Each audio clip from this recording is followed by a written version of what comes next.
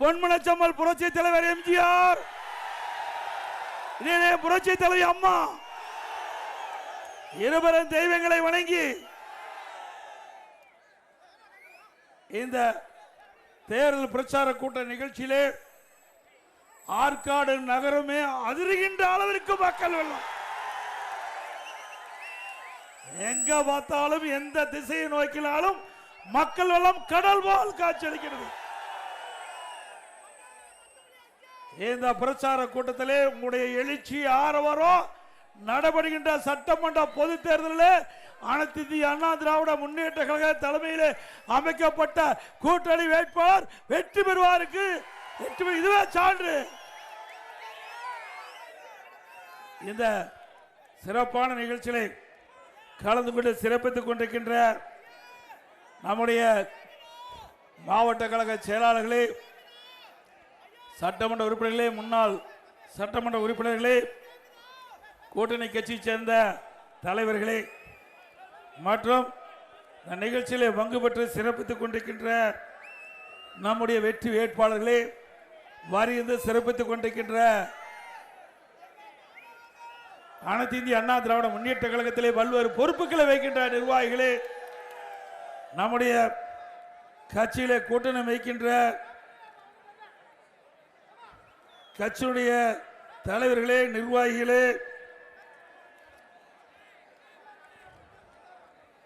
பெரியவர்களே, தாய்மார்களே, வாக்கா பெருமக்களே மற்றும் நிகழ்ச்சியில் பங்கு பெற்றுகின்ற முன்னாள் அமைச்சர் சகோதரர் கே.சி. வீரமணி அவர்களே,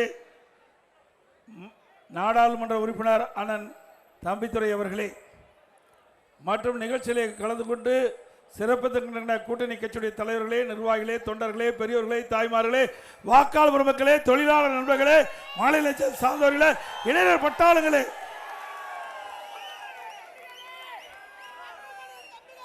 பத்திரிகையாளர் ஊடகங்கள் அத்தனை பேருக்கும் என்னுடைய முதற்கால் நன்றி கலந்த வணக்கம். தம்பி, இந்த கொடி கொஞ்சம் கீழே இறக்கி பிடி ராஜா, கொஞ்சம் கீழே இறக்கி பிடி. நம்முடைய அனைத்து இந்திய அண்ணா திராவிட முன்னேற்ற கழக தலைமையில் அமைக்கப்பட்ட கூட்டணி, இந்த கூட்டணியில் ஆற்காடு சட்டமன்ற தொகுதியில் கழகத்துடைய வேட்பாளராக திரு எஸ்.எம். சுகுமார் அவர்கள் நிறுத்தப்பட்டிருக்கின்றார். அரக்கோணம் சட்டமன்ற தொகுதியில் சட்டமன்ற உறுப்பினர் சகோதரர் எஸ். ரவி அவர்கள் நிறுத்தப்பட்டிருக்கின்றோம். வேலூர் சட்டமன்ற தொகுதியில் ஆரம்பித்த திரு எஸ்.ஆர். கே. அப்பு அவர்கள் நிறுத்தப்பட்டிருக்கின்றோம். காட்பாடி சட்டமன்ற தொகுதியில் சகோதரர் திரு வி. ராம் அவர்கள் நிறுத்தப்பட்டிருக்கின்றோம். இவர்கள் 4 பேருக்கும் இரட்டை சின்னத்திலே வாக்களித்து வெற்றி பெற செய்யுங்கள். நம்முடைய சின்னம் புரட்சி தலைவர் எம்ஜிஆர் சின்னம், அம்மாவின் சின்னம், தொழிலாளர் சின்னம், விவசாயியின் சின்னம், ஏழையின் சின்னம், வெற்றி சின்னம். வாக்களிப்பு இரட்டைக்கு. அதே போல நம்முடைய அனைத்து இந்திய அண்ணா திராவிட முன்னேற்ற கழக தலைமையில் அமைக்கப்பட்ட தேசிய ஜனநாயக கூட்டணியில் அங்கம் வைக்கின்ற தமிழ் மாநில காங்கிரஸ் கட்சியை சேர்ந்த அவர் அந்த கட்சியின் சார்பாக ராணிப்பேட்டை சட்டமன்ற தொகுதியிலே போட்டியிடுகிறார் திரு வி. எம். கார்த்திகேயன் அவர்கள். அவருக்கு தாமரை சின்னத்திலே வாக்களிக்க வேண்டுமா கேட்டுக்கொள்கிறேன். அதே போல நம்முடைய கூட்டணியில் அங்கம் வைக்கின்ற பாட்டாளி மக்கள் கட்சி, அந்த பாட்டாளி மக்கள் கட்சியின் திரு சோளிங்கர் சட்டமன்ற தொகுதியிலே திரு சரவணன் அவர்களே அந்த கட்சியின் சார்பாக அவருக்கு அந்த வாய்ப்பை கொடுத்திருக்கிறார். அவருக்கு மாம்பழ சின்னத்திலே வாக்களிக்க வேண்டுமா கேட்டுக்கொள்கிறேன். ஆக அண்ணா திமுக கட்சி சேர்ந்த வேட்பாளருக்கு இரட்டை சின்னத்திலே வாக்களிக்க வேண்டும். தமிழ் மாநில காங்கிரஸ் கட்சி சேர்ந்த வேட்பாளருக்கு தாமரை சின்னத்திலே வாக்களியுங்கள். பாட்டாளி மக்கள் கட்சி சார்பாக போட்டியிடுகின்ற வேட்பாளருக்கு மாம்பழ சின்னத்திலே வாக்களியுங்கள். ஆக நம்முடைய 6 வேட்பாளரும் முத்தான வேட்பாளர்கள், வெற்றி வேட்பாளர்கள், உங்களுக்கு சேவை செய்யக்கூடிய ஆற்றல் மிக்க வேட்பாளர்கள். நீங்கள் கூப்பிட்ட குரலுக்கு ஓடோடி வந்து உதவி செய்யக்கூடிய வேட்பாளர்கள் நம்முடைய கழக வேட்பாளர், கூட்டணி வேட்பாளர்கள். அவருக்கு ஒரு நல்ல வாய்ப்பை தாருங்கள் என்று இறைவன் கூப்பி உங்களை வேண்டி அன்போடு கேட்டுக்கிறேன்.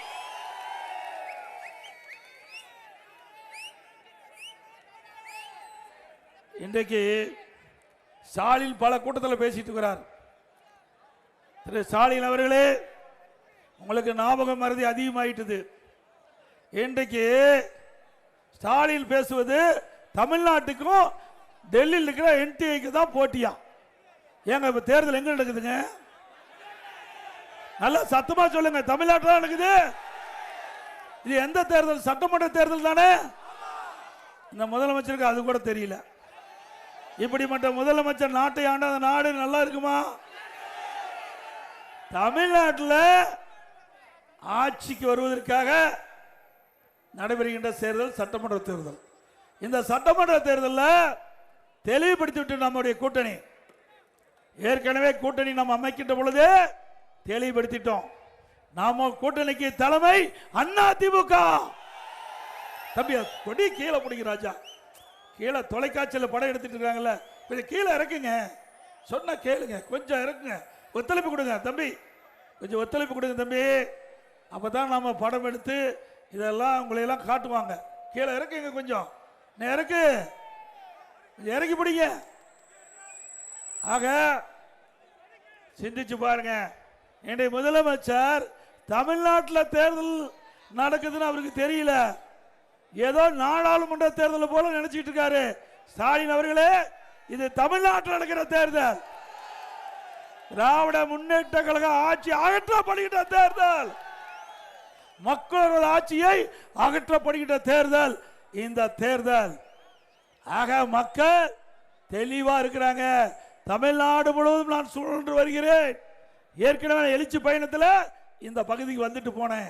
அன்றையிலிருந்து இன்று வரை தமிழ்நாடு முழுவதும் சுற்றி சுற்றி வந்து மக்களை சந்தித்துக் கொண்டிருக்கின்ற ஸ்டாலின் அவர்களே, தமிழ்நாட்டு மக்களுடைய ஒரே குரல் மக்களோட ஆட்சி அகற்றப்பட வேண்டும் என்ற ஒரே குரல் தான் தமிழ்நாடு முழுவதும் ஒழிச்சிட்டு இருக்குது. மீண்டும் அதிமுக ஆட்சி தமிழகத்திலே மலர வேண்டும். நல்ல ஆட்சி அதிமுக தான் கொடுக்க முடியும், தர முடியும். அப்படி சிறப்பான ஆட்சியை மக்களுக்கு கொடுத்த அரசாங்கம் அதிமுக அரசாங்கம். செஞ்சிச்சு பாருங்க. நான் முதலமைச்சராக பொறுப்பேற்கின்ற பொழுது கடுமையான குடிநீர் பிரச்சனை, வறட்சி, அந்த வறட்சியை போக்குன அரசு அதிமுக அரசு. இன்றைக்கு அதுக்கு அடுத்தது டெல்டா மாவட்டத்தில் புயல், வெள்ளம், விவசாயிகள் பாதிக்கப்பட்டாங்க.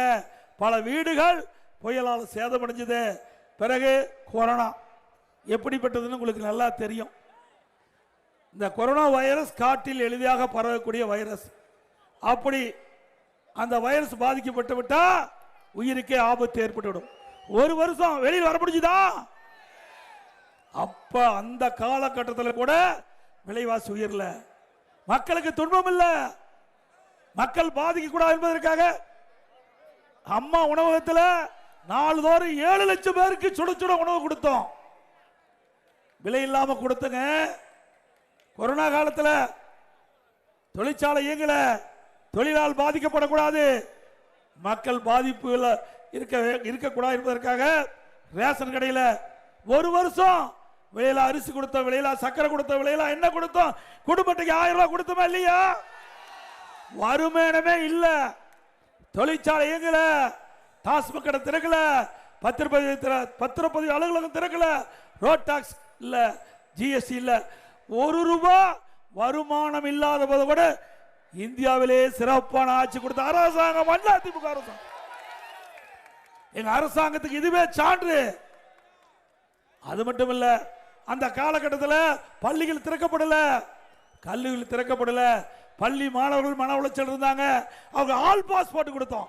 ஆல் பாஸ் மாணவர்களுக்கு, கல்லூரியில் படிக்கின்ற மாணவர்கள் பாதிக்க கூடாது என்பதற்காக ஆன்லைன்ல வகுப்பு நடத்தணும், ஆன்லைன்ல தேர்வு நடத்தணும், ஆன்லைன்ல சிறப்பாக கல்வி கற்று அவர்கள் தேர்வு எழுதி பட்டப்படிப்பு பெற்றாங்க. இது அதிமுக ஆட்சியுடைய வரலாறு. தைப்பொங்கல் வந்தது அந்த காலகட்டத்தில். எல்லா இல்லங்களையும் தைப்பொங்கல் பொங்க வேண்டும் என்ற அடிப்படையில் ஒவ்வொரு குடும்பத்துக்கு 2500 ரூபாய் நாங்க தான் கொடுத்தோம். கொடுத்தோமா இல்லையா? வருமானம் இல்லாத போதே கொடுத்தோம். திரு ஸ்டாலின் அவர்களே, உங்களை போல வருமானம் இருக்கின்ற பொழுது மக்களை சுரண்டி ஆட்சி அரசாங்கம் அதிமுக அரசாங்கம் இல்ல, திறமையான அரசாங்கம். செயல்பட்ட காரணத்தால கொரோனா வைரஸ் காலத்தில் விலை மதிக்க முடியாத லட்சக்கணக்கான உயிர்களை காப்பாற்றிய அரசு அதிமுக அரசாங்கம். கொரோனா காலத்தில் 40,000 கோடி கொரோனாவுக்காக செலவழிச்சோம். அப்ப கூட வரி உயர்த்தப்படவில்லை. ஆனா திராவிட முன்னேற்ற கழக ஆட்சியில் வருவாய் அதிகரிச்சிட்டது, வரி அதிகமாக போட்டாங்க. இன்றைக்கு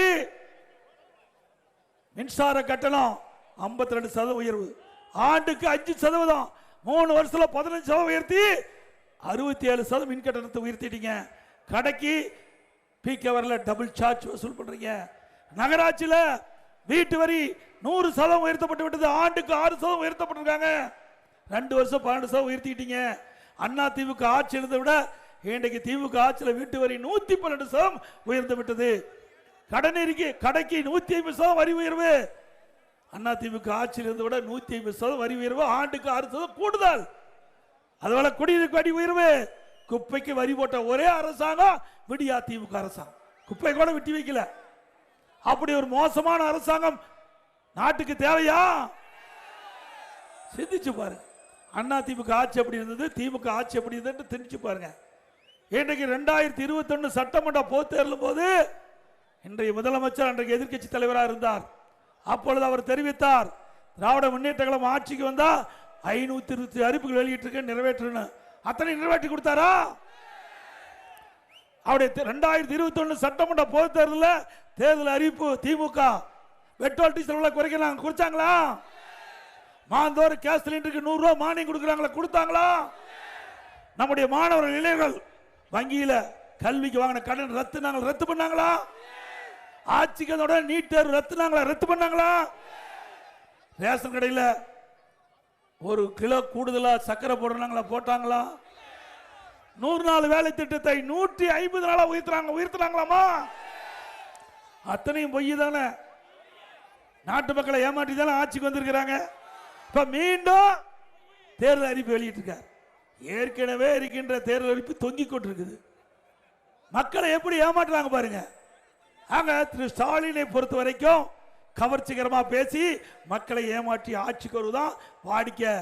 இன்னொரு தேர்தல் அறிவிச்சாங்க. திமுக ஆட்சிக்கு வந்தா 2021 தேர்தல் அறிவிப்பு ஆட்சிக்கு வந்தா 5 சவரனுக்கு குறைவாக கூட்டுறவு சங்கத்திலே நகையை வச்சு பணம் வாங்கினா தள்ளுபடினாங்க. அப்போ உதயநிதி பல கூட்டத்துக்கு போனார். நம்முடைய பெண்களை பார்த்தார். காதுல தோடு, கழுத்துல நகை இருந்தது. நீங்க நகையா வச்சிருக்கிறீங்க, பார்த்துக்கிறேன் ஒரு கைன்னு நேரா பெண்கள் ஓடுங்க, தொடக்க வேளாண்மை கூட்டு வங்கியில் போய் நகை வைங்க, பணத்தை வாங்க, செலவு பண்ணாங்க. நம்ம பெண்கள் ஆகா முதலமைச்சர் திரு ஸ்டாலின் சொல்லிட்டாரு, அவருடைய மகன் உதயநிதி சொல்லிட்டாரு, அதனால 10 பவுனம் 3 வெட்டி ஒரு குடும்பத்தில் 3 பேர்ல கொண்டு வச்சாங்க. வச்ச பிறகு திராவிட முன்னேற்ற கழகம் ஆட்சிக்கு வந்தது. ஒரு உத்தரவு போட்டாங்க, என்ன ஒரு குடும்பத்துக்கு ஒருத்தருக்கு தான் அந்த கடன் தள்ளுபடி என்று சொல்லி 48 லட்சம் பேர் திரு ஸ்டாலினுடைய வாக்குறுதியை நம்பி, உதயநிதி ஸ்டாலினுடைய வாக்குறுதி நம்பி அவள் அணிந்திருந்த நகையை அங்க தொடக்க வேளாண் கூட்டுறவு வங்கியில வச்சு பணத்தை வாங்கி செலவு பண்ணிட்டாங்க. பிறகு பல விதிகளை விதிச்சு அதுல 13 லட்சம் பேருக்கு தான் அந்த நகை வச்ச பணம் வாங்கின தள்ளுபடி செஞ்சது. மீதி 35 லட்சம் பேருக்கு நாமம் போட்டார். கூட்டுறவு வங்கியில வட்டியோட திருப்பி செலுத்தினால்தான் நகை கிடைக்குன்னு சொல்லிட்டாங்க. இந்த ஏழை மக்கள் என்னுடைய ஸ்டாலினுடைய பேச்சா, திரு உதயநிதி ஸ்டாலினுடைய பேச்சை நம்பி வாங்கின பணத்தை செலவழிச்சுட்டாங்க. நகையை திருப்ப முடியல. இன்னைக்கு அன்றைக்கு ஒரு பவுன் 35,000, இன்றைக்கு 1,15,000. எப்படி நாட்டு மக்களை ஏமாத்திருக்காங்க பாருங்க. இப்படி அறிவிப்பு கொடுக்கலீங்கன்னா யாராவது நகை கொடு சொசைட்டியில் வைப்பாங்களா? இன்றைக்கு 3 மடங்கு விலை உயர்ந்து விட்டது. இப்படி ஏமாற்றப்பட்ட மக்களை ஏமாற்றி ஆட்சி மீண்டும் வேணுமா? 35 லட்சம் பேர் வயிறு எரிஞ்சு கிடக்கிறாங்க. எப்ப தேர்தல் வரும் அப்படின்னு எதிர்நோக்கிட்டு இருக்காங்க. அவங்க மனசார என்ன பாருங்க, 35,000 ரூபாய்க்கு விற்கிறதுங்க, 1,15,000 ரூபாய்க்கு விற்கிறது என்ன? இப்படி மக்களை கவர்ச்சிகரமாக பேசுவதில் வல்லவர்கள் அப்பவும் மகனும் 2 பேரும் மிகப்பெரிய கூத்தடிச்சிட்டு இருக்காங்க தமிழ்நாட்டில். ஏன்னா அப்பா முதலமைச்சர், மகன் துணை முதலமைச்சர். பாவம் ஒரு வயசான ஐயா இருக்காரு, துரைமுருகன் இருக்காரு. அவர் இப்ப தேர்தலோட சொல்றார், இந்த தேர்தலில் நின்னா இந்தியாவிலேயே அதிகமான நாட்கள் இருந்த சட்டமன்றத்தில் பெயர் கிடைக்கணும். பெயர் பெற்று என்ன பிரயோஜனம்? உங்களுக்கு என்ன மரியாதை இருக்குது? திரு கருணாநிதி குடும்பத்தில் பிறந்தா தான் மரியாதை. நீங்க எவ்வளவுதான் திமுக குலைச்சாலும் அங்க உங்களுக்கு வாய்ப்பு இல்ல.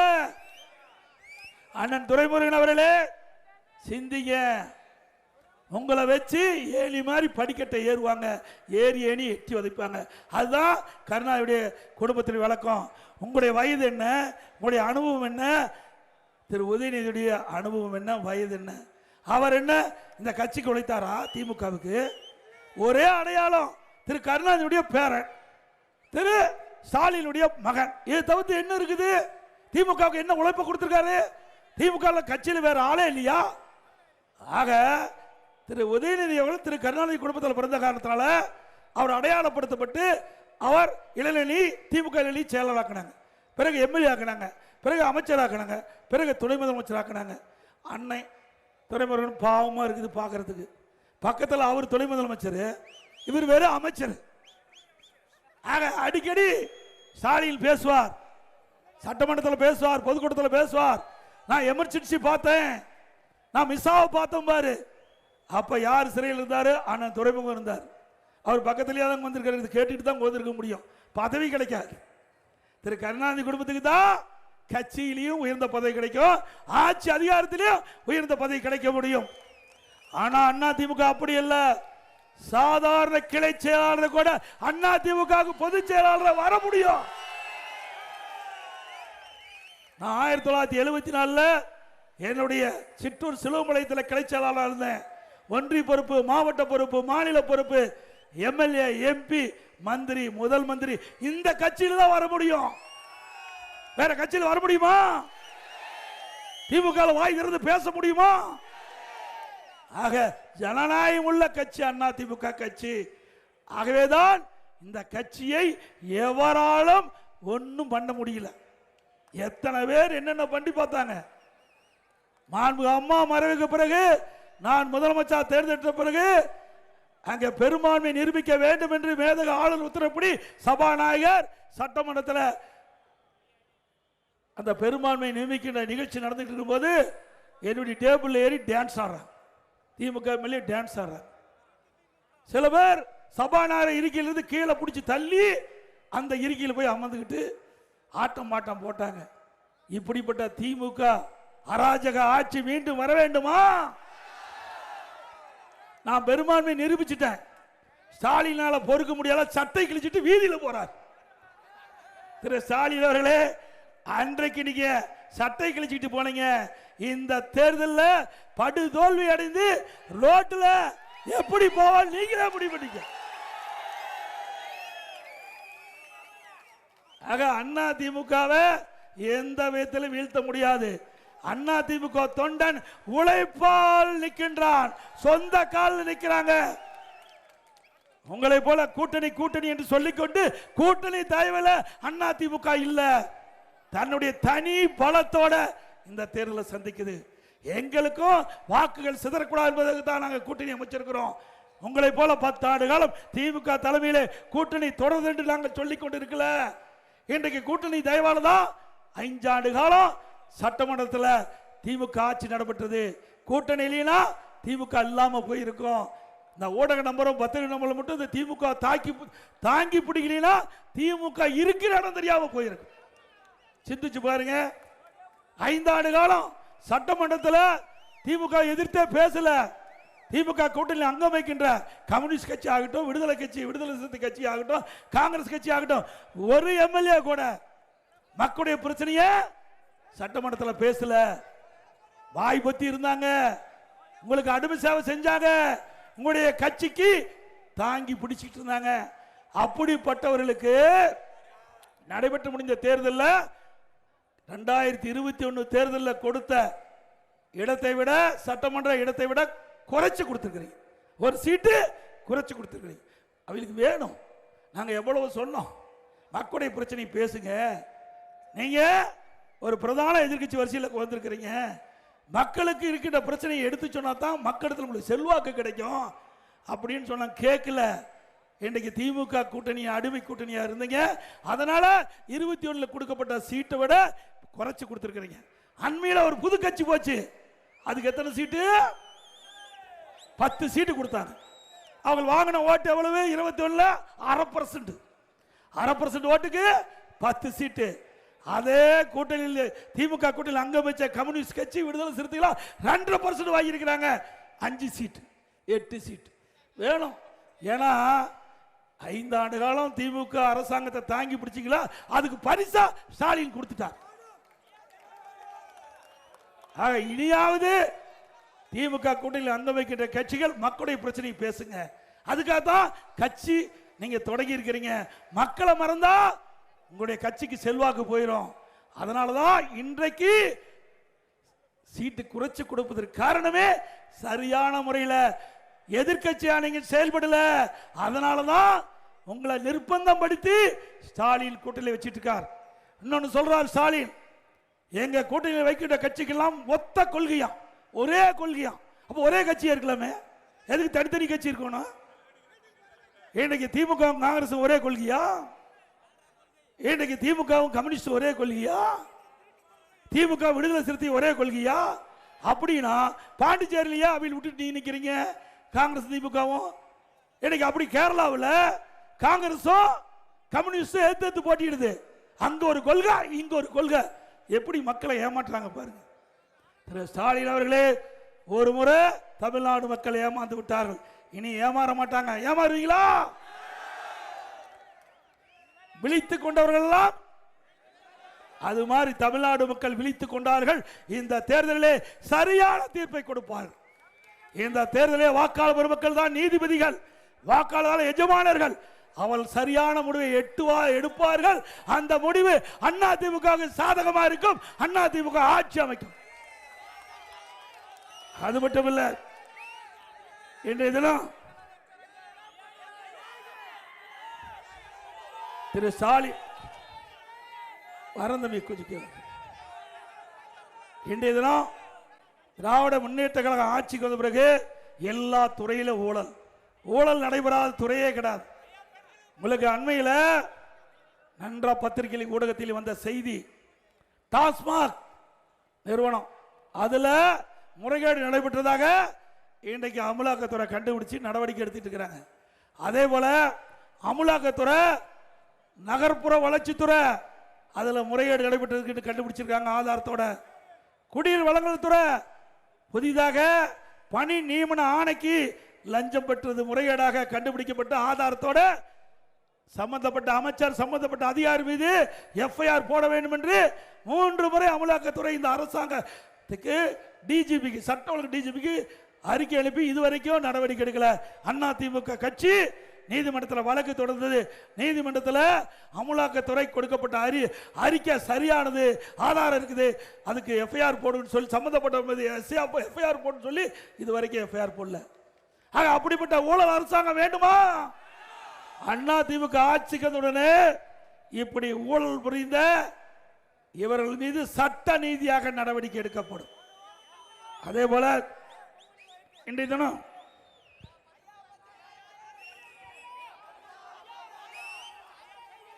காலம் கனிந்து விட்டது வரும். அதாவது இன்றைக்கு மத்திய அரசாங்கம் ஒரு அறிவிப்பை வெளியிட்டிருக்குது. இந்தியா முழுவதும் ஜாதி வாரி கணக்கெடுப்பு எடுக்கப்படும் என்ற அறிவிப்பு கொடுத்திருக்குது. அந்த அறிவிப்படி அண்ணா திமுக ஆட்சி தமிழகத்திலே மலர்ந்தவுடன் ஜாதி வரி கணக்கு எடுக்கப்படும். அதே போல இன்னைக்கு தமிழகத்தில் சட்ட ஒழுங்கு சந்தி சிரிக்குது. இன்னைக்கு மக்களுக்கு பாதுகாப்பு இல்ல, சிறுமிக்கு பாதுகாப்பு இல்ல, பெண்களுக்கு பாதுகாப்பு இல்ல. இன்னைக்கு கஞ்சா விற்பனை அமோகமா நடக்குது.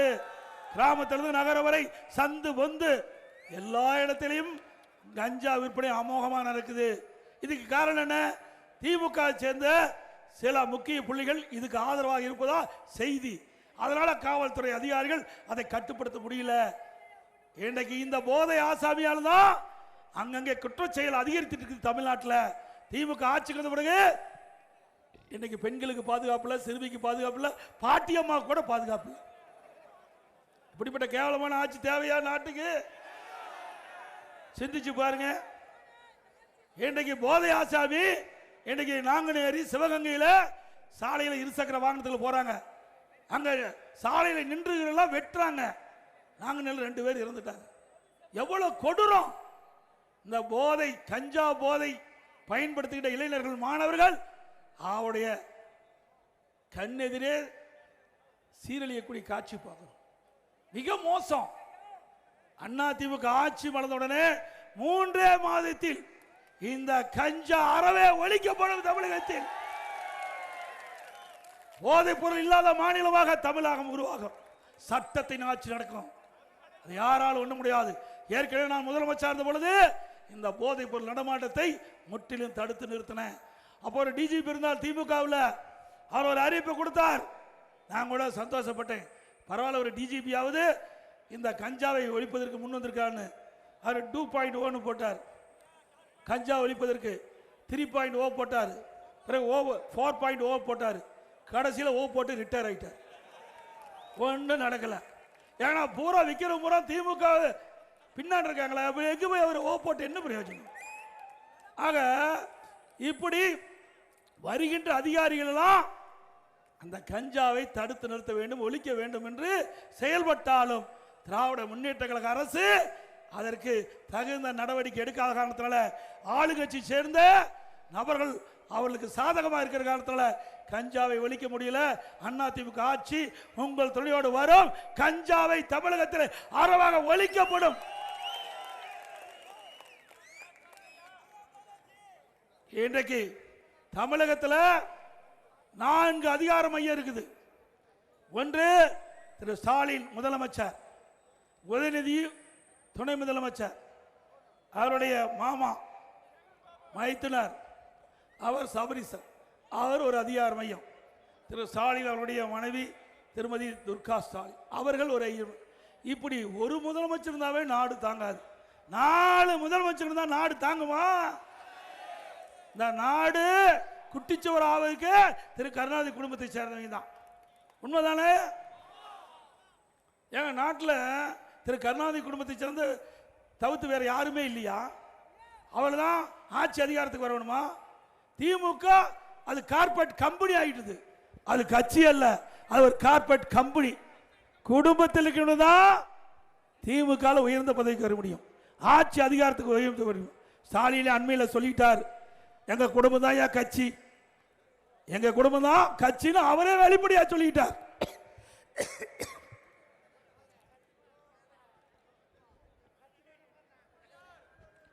எப்படி மக்களுக்கு துரோகம் விளைக்கின்ற அரசு தொடர வேண்டுங்களா?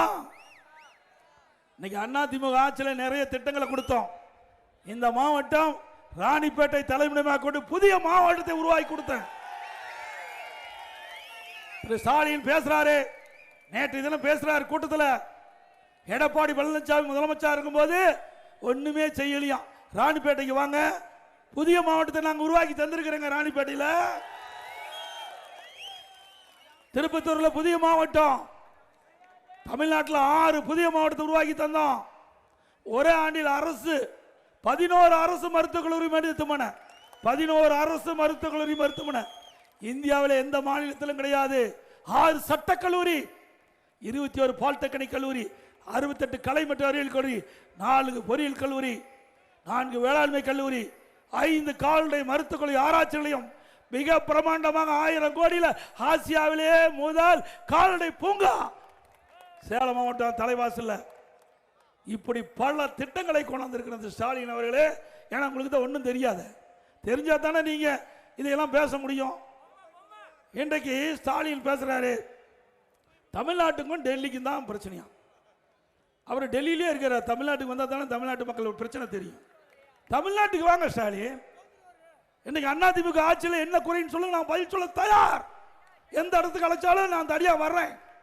நீங்க கேட்கிற கேள்விக்கு பதில் சொல்றான், நாங்க கேட்கிற கேள்விக்கு நீங்க பதில் சொல்ல வேண்டும். தெரியாது.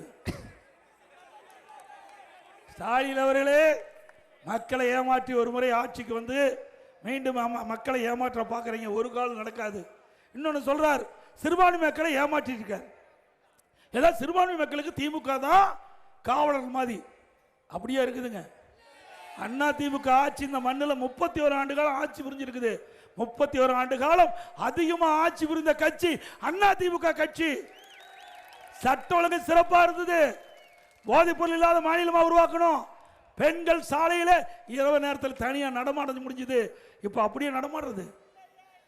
இன்னைக்கு பெண்கள் தனியா போனா தூக்கிட்டு போயிடலாம். இவ்வளவு மோசமான ஆட்சி தமிழ்நாட்டில் தேவையா? நாங்க பிஜேபியோட கூட்டணி வச்சா மதவாத கட்சியோட கூட்டணி வைக்கிறீங்க. நீ யாரோட கூட்டணி வச்சிருக்கிற? இஸ்லாமிய பெருமக்கள் கொஞ்சம் பாருங்கப்பா, இதெல்லாம் பாருங்க. யாரோட இருக்காங்க? திரு வாஜ்பாயோட இருக்காங்க.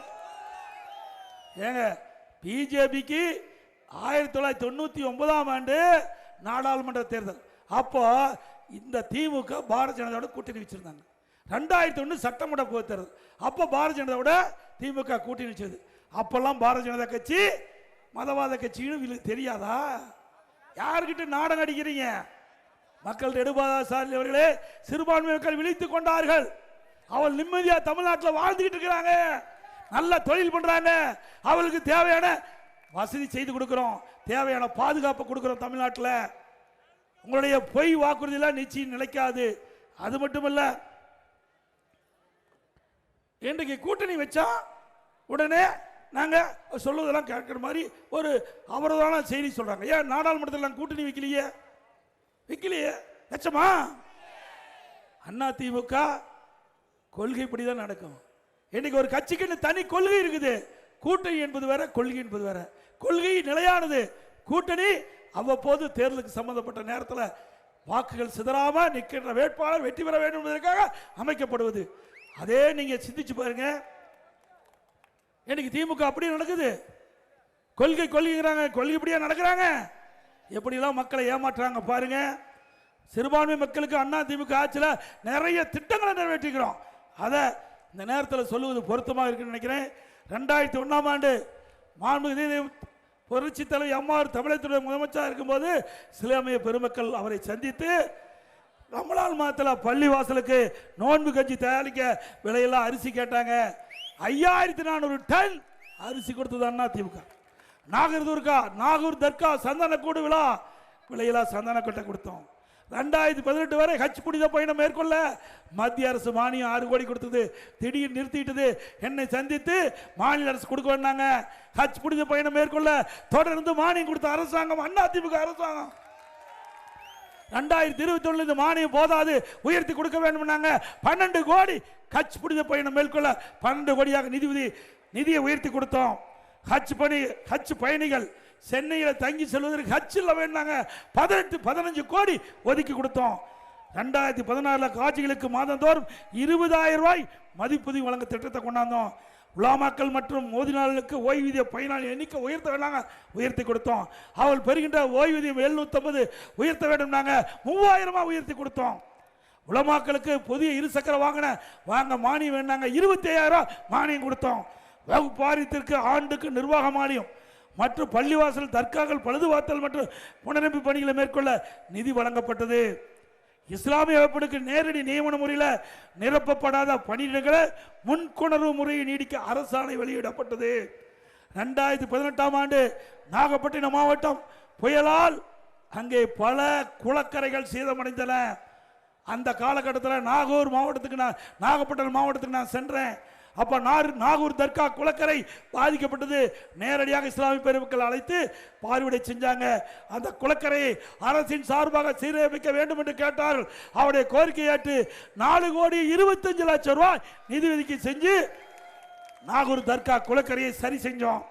சிறுபான்மை பொருளாதார மேம்பாட்டு கழகம் அமைத்தது அண்ணா திமுக அரசு. 2002ஆம் ஆண்டு இந்திய ஜனாதிபதி தேர்தலில் டாக்டர் ஏபிஜே அப்துல் கலாமை ஆதரித்தது அண்ணா திமுக. மேலும் அண்ணா திமுக ஆட்சி இருக்கின்ற பொழுது இன்றைக்கு டாக்டர் ஏபிஜே அப்துல் கலாம் நினைவாக அவருடைய பெயரில் ராமநாதபுரத்தில் கலை மற்றும் அறிவியல் கல்லூரியை கொண்டு வந்தோம். 2017 திண்டுக்கல் ஹைதர் அலி மற்றும் திப்பு சுல்தான் அவர்களின் வாழ்க்கை வரலாறு குறித்து மணிமண்டபம் திறக்கப்பட்டது. கண்ணியமிக்க காகிதம் இல்லத்தவர்களுக்கு சென்னையில் மணிமண்டபம் அமைத்தது அண்ணா திமுக அரசாங்கம். இப்படி இஸ்லாமிய பெருமக்களுக்கு பெருமை சேர்த்த அரசாங்கம் அண்ணா திமுக அரசாங்கம். இன்றைக்கு சிறுபான்மை மக்களை இமை காப்பதை போல காத்தது அண்ணா திமுக அரசாங்கம். வாக்குக்காக நாங்கள் கட்சி நடத்தல, மக்களுக்காக கட்சி நடத்துறோம். அதிமுக பொறுத்த வரைக்கும் மதத்திற்கும் ஜாதிக்கும் அப்பாற்பட்ட கட்சி. அந்த மதம் அவளுக்கு புனிதமானது. அதில் யாரும் தலையிட எங்களுடைய அதிமுக அரசு ஒருபோதும் துணை நின்றது கிடையாது என்பதை தெளிவாக இந்த நேரத்தில் தெரிவிக்க விரும்புகிறேன். அதே போல இன்றைக்கு அதிமுக ஆட்சியில் தான் இன்றைக்கு அரசு பள்ளியை படித்த மாணவர்கள் அவள் மருத்துவராக வேண்டும், அவருடைய கனவு நனவாக வேண்டும் என்ற அடிப்படையில் பொதுமக்கள் கோரிக்கை வைக்கல, எதிர்கட்சி கோரிக்கை வைக்கல. நான் அரசாங்க பள்ளியில் படித்தேன், அந்த கஷ்டம் எனக்கு நல்லா தெரியும், கிராமத்தில் வாழ்ந்தவன்.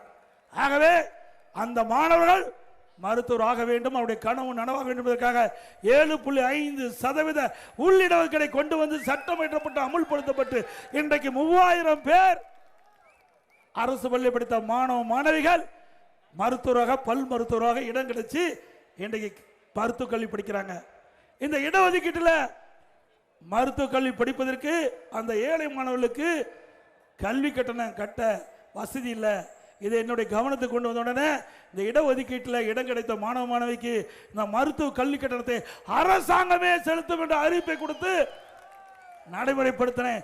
₹1 செலவு இல்லாம அரசு பள்ளியை படித்த ஏழை மாணவர்கள் இன்றைக்கு மருத்துவ கல்வி கிடைக்க செய்த அரசாங்கம் அதிமுக அரசாங்கம்.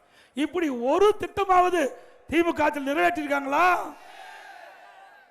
இன்னைக்கு ஸ்டாலின் எப்பொழுது பார்த்தாலும் பேசுறார், இந்தியாவுக்கு தமிழ்நாடு தான் வழிகாட்டி, இந்தியாவிலேயே சூப்பர் ஆட்சி திமுக ஆட்சின்னு. எதுல சூப்பர் ஆட்சி? 5 லட்சம் கோடி கடன் வாங்குறதுல சூப்பர் ஆட்சி. இந்தியாவிலேயே அதிக கடன் வாங்கல முதல் மாநிலம் தமிழ்நாடு. இதெல்லாம் நீங்க தாங்க கட்டணும். ஏதோ கூட்டத்துக்கு வந்தோம் நான் பேசுறேன் அப்படின்னு கேட்டுட்டு போயிடாதீங்க. இந்த கடனெல்லாம் தமிழ்நாடு மக்கள் தான் கட்டி ஆகணும். இந்த ஸ்டாலின் ஆட்சிக்கு வந்த பிறகு நம்ம எல்லாம் கடன்காரன் ஆக்கிட்டார். சிந்திச்சு பாருங்க, தமிழ்நாட்டில் 73 ஆண்டு காலம் பல கட்சிகள் தமிழகத்தை ஆண்டிருக்கின. அந்த 73 ஆண்டுல 21வது வருஷம் 4,85,000 கோடி தமிழ்நாட்டில் கடன். திமுக ஆட்சி 2021 2026 வரை 5 ஆண்டு ஆட்சி 5 லட்சம் கோடி கடன். இது யார் கட்டுறது? எதுக்காக வாங்கினீங்க? என்ன திட்டத்தை கொண்டாந்தீங்க? ஒரு கல்லூரி கொண்டாந்தீங்களா? ஒரு மாவட்டத்தை பிரிச்சிங்களா? ஒரு பாலத்தை கட்டினீங்களா? ஒரு தடுப்பணை கட்டினீங்களா? எதுவுமே செய்யல, கடன் அதிகம் வாங்கிட்டு இருக்காங்க. மறுபுறம் வருமானம் அதிகரிச்சாச்சு. 2020-21 அதிமுக ஆட்சியில் இருந்த வருவாயை விட 2024-25 திராவிட முன்னேற்ற கழக ஆட்சியில் 1,36,000 கோடி கூடுதல் வருவாய். ஒரு பக்கம் கூடுதல் வருவாய், ஒரு பக்கம் கடை, புதிய திட்டம் இல்ல. இதனால மிகப்பெரிய ஊழல் தமிழகத்திலே நடந்திருக்குது. உங்கள் துணையோட ஆட்சிக்கு வந்த உடனே இந்த மிகப்பெரிய ஊழல் நடைபெற்றவர்களெல்லாம் கண்டுபிடித்து சட்டத்தை முன் நிறுத்தப்பட்டு மக்களுடைய பணத்தை திருப்பி பெறப்படும். இன்னைக்கு அதிமுக ஆட்சியில் இருக்கும்போது 2000 அம்மா மெடிக்கல் திறந்தோம். இன்னைக்கு கிராமத்திலிருந்து நகர வரை ஏழை மக்கள் அதிகமாக வசிக்கின்ற பகுதியை தேர்ந்தெடுத்து அங்க ஒரு அம்மா மினி கிளினிக் திறந்தோம். ஒரு MBBS டாக்டர், ஒரு செவிலியர், ஒரு மருத்துவ உதவியாளர் நியமிக்கப்பட்டு அங்க இருக்கின்ற ஏழை மக்கள் அந்த மருத்துவமனைக்கு போய் சிகிச்சை பெற்றுட்டு இருந்தாங்க. அது இந்த முதலமைச்சருக்கு பொறுக்கல. இதுல என்ன அரசியல் கால் முடிச்சு வேணும்? எவ்வளவு பெரிய திட்டம், மக்களிடத்தில் மிகப்பெரிய வரவேற்பு. ஸ்டாலின் பார்த்தார், உடனே அந்த திட்டத்தை ரத்து பண்ணிட்டார். இப்படிப்பட்ட முதலமைச்சர் தேவையா? நாட்டு மக்கள் நல்லது செஞ்சா கூட அது தடுத்து நிறுத்துகின்ற முதலமைச்சர் ஸ்டாலின். ஸ்டாலின் அவர்களே, மீண்டும் அதிமுக ஆட்சி மக்கள் தொகையோடு மலரும்.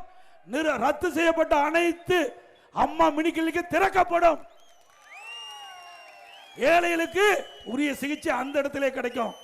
அது மட்டும் இல்ல, பட்டியலின மக்கள் அம்மா இல்ல திட்டம் இன்றைக்கு ஏழைகள் அனைவருக்கும் அற்புதமான வீடு கட்டி கொடுக்கப்படும். இங்க கூட ஆற்றங்கரை ஓரம் நினைக்கிறேன், எனக்கு ஞாபகம் சரியா இருந்தா இஸ்லாமியர் பல ஆண்டுமா வசிச்சுட்டு இருந்தாங்க. அவர் வீட்டையெல்லாம் இடிச்சு நுணுக்கிட்டாங்க. மீண்டும் அதிமுக ஆட்சிக்கு வந்தா அவளுக்கு தனியாக அற்புதமான காங்கிரீட் வீடு கட்டி கொடுக்கப்படும். அவர் கேட்டாலும் கேட்காட்டி பரவாயில்ல, நாங்க கட்டி கொடுக்கிறோம். அதே போல பட்டியலின மக்கள், ஆதிரடா மக்கள், ஏழைகளுக்கு காங்கிரீட் வீடு கட்டி கொடுக்கப்படும்.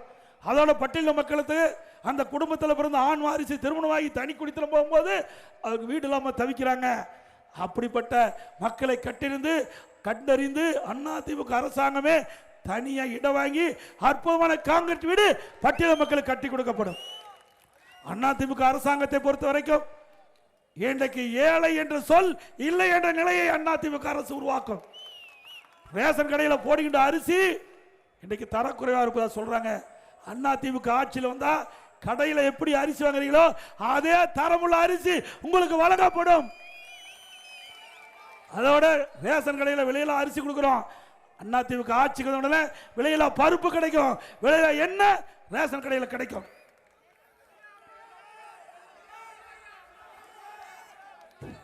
அதிமுக ஆட்சியில் இன்றைக்கு வேலூர் மாநகரத்தில் ஸ்மார்ட் சிட்டி திட்டம் கொண்டாந்து செயல்படுத்தணும். இன்றைக்கு அந்த திட்டத்திலையும் மிகப்பெரிய குளறுபடி செஞ்சு அந்த திட்டம் இன்றைக்கு முடங்கின்ற அளவுக்கு போயிட்டுது.